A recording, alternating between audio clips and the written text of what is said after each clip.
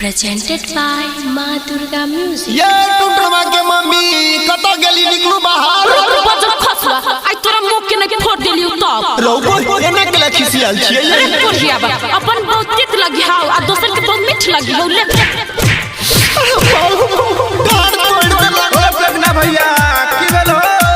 भौजी भोरे भोरे बेला लेके किया ले बाहर ले तो तू सुने ले अनिल यादव। एगो छौरी के दलिया मिठाई मौगी बेलना से करैया पिटाई एगो छौरी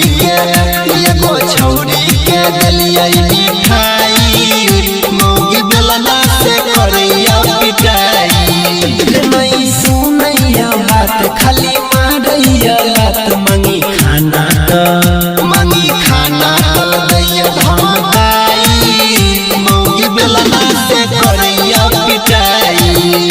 मौगी बेलना से करैया पिटाई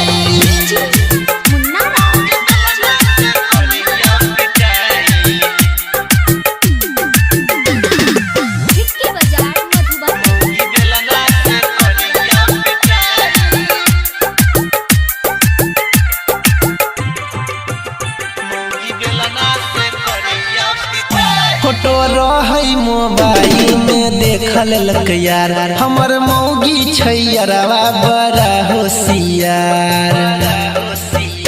फोटो रही मोबाइल में देखल लक यार हमर मौगी छैयरवा बड़ा होशियार केलक कोनो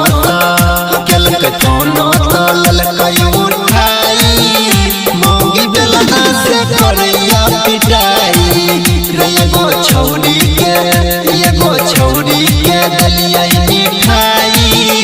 मौगी बेलना से करैया पिटाई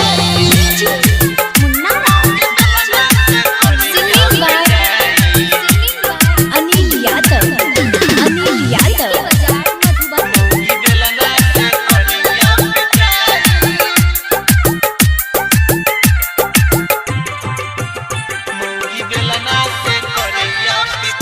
सनी अनिल बताबै की करियै उपाय जाके परवीन देवेंद्र दहिन समझाए